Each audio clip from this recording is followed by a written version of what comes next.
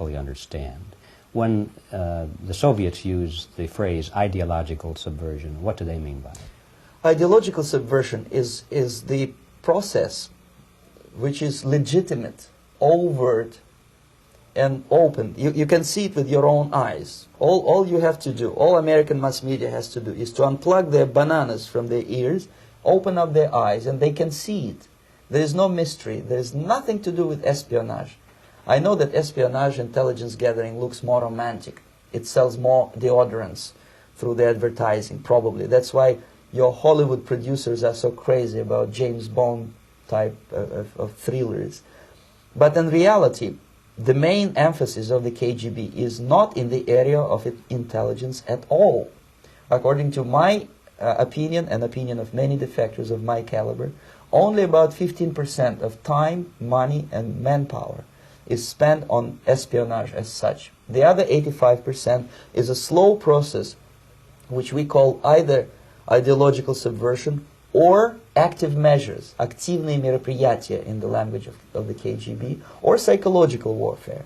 What it basically means is to change the perception of reality of every American to such an extent that despite of the abundance of information, no one is able to come to sensible conclusions in the interests of defending themselves, their families, their community, and their country. It's a great brainwashing process which goes very slow, and it's divided in 4 basic stages. The first one being demoralization. It takes from 15 to 20 years to demoralize a nation. Why that many years? Because this is the minimum number of years which requires to educate one generation of students in the country of your enemy, exposed to the ideology of the enemy. In other words, Marxism-Leninism ideology is being pumped into the soft heads of at least 3 generations of American students without being challenged or counterbalanced by the basic values of Americanism, American patriotism. The result you can see. Most of the people who graduated in the 60s, dropouts or half-baked intellectuals, are now occupying the positions of power in the government, civil service, business, mass media, educational system. You are stuck with them. You cannot get rid of them. They are contaminated. They are programmed to think and react to certain stimuli in a certain pattern. You cannot change their mind, even if you expose them to authentic information, even if you prove that white is white and black is black, you still cannot change the basic perception and the logic of behavior. In other words, these people, the process of demoralization is complete and irreversible. To get rid society of these people, you need another 20 or 15 years to educate a new generation of patriotically minded and common sense people who would be acting in favor and in the interests of the United States society. And yet these people who've been programmed and, as you say, in place and Yes. who are favorable to an opening with the Soviet concept, these are the very people who would be marked for extermination in this country? Most of them, yes. Simply because the psychological shock when they will see in future what the beautiful society of equality and social justice means in practice, obviously they will revolt.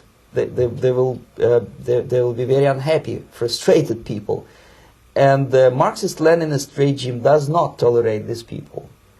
They will join the links of dissenters, dissidents.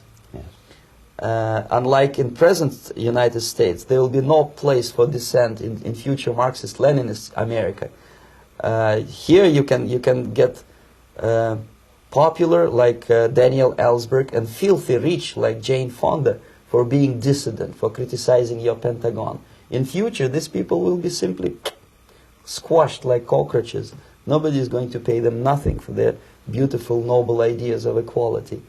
This they don't understand, and it will be greatest shock for them, of course. The demoralization process in the United States is basically completed already. For the last 25 years. Actually, it's overfulfilled, because demoralization now reaches such areas where previously not even Comrade Andropov and all his experts would even dream of such a tremendous success. Most of it is done by Americans to Americans, thanks to lack of moral standards. As I mentioned before, exposure to true information does not matter anymore. A person who was demoralized is unable to assess true information. The facts tell nothing to him.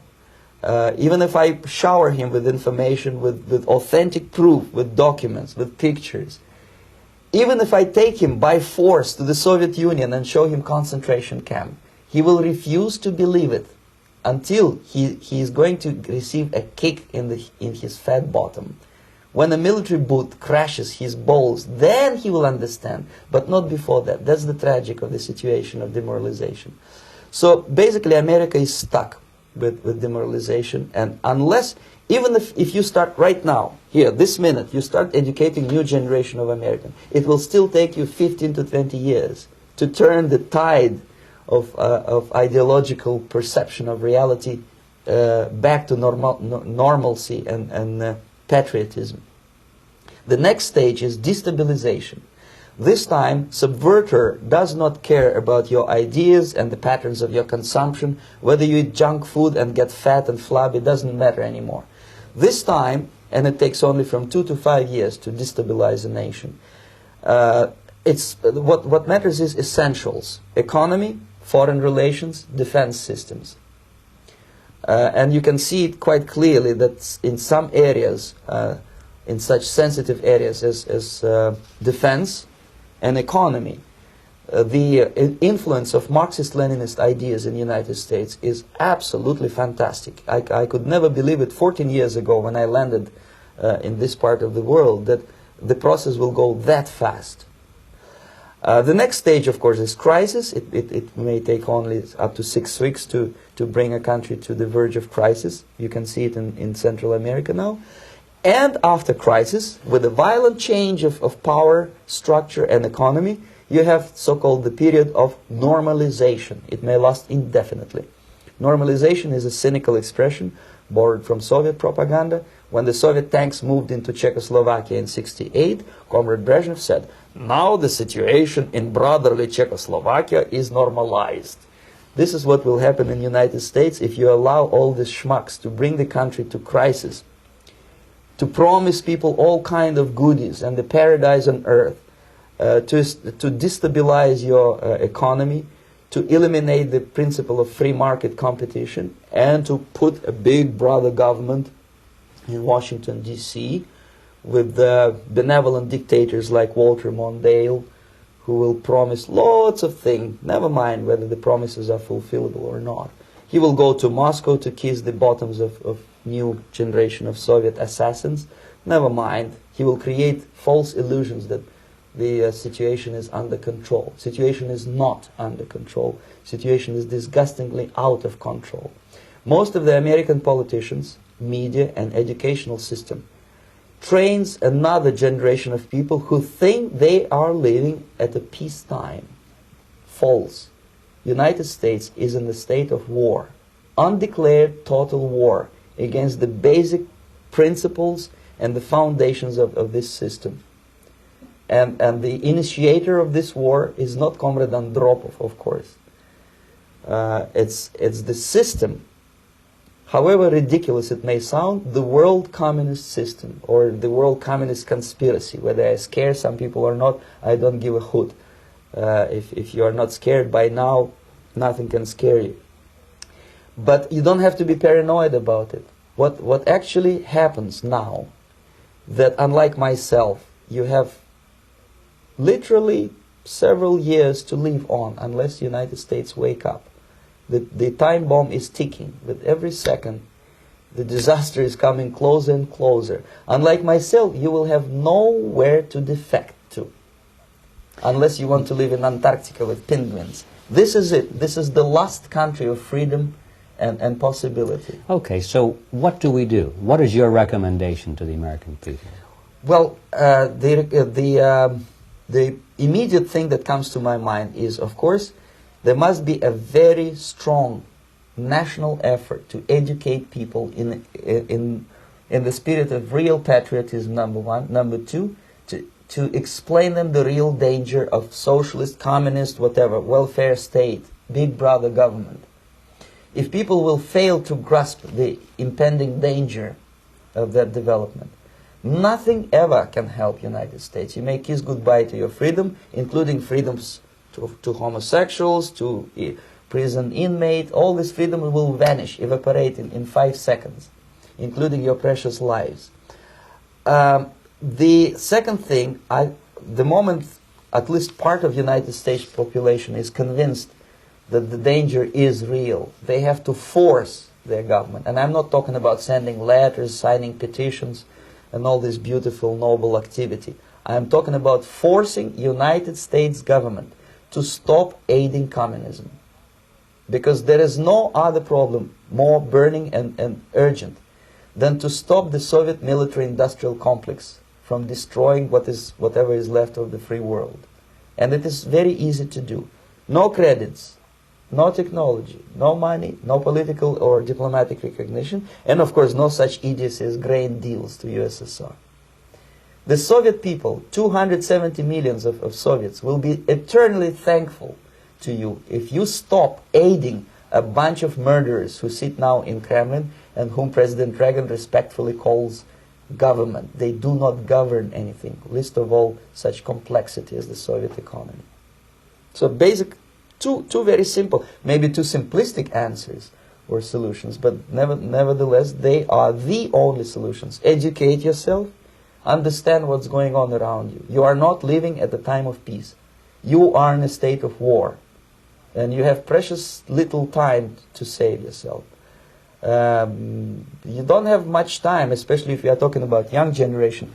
There is not much time left for convulsions and sexual masturbation to the beautiful disco music.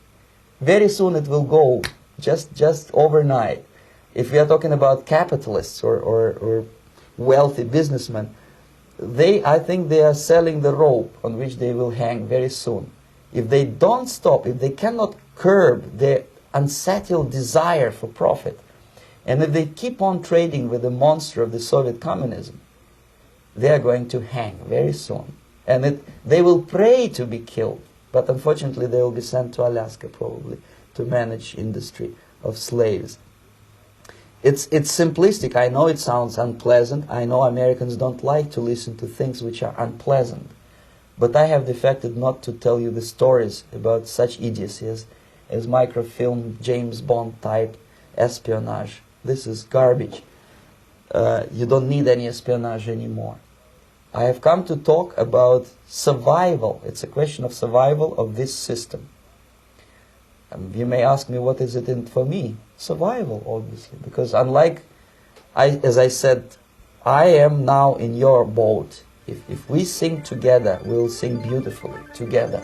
There is no other place on this planet to defect to.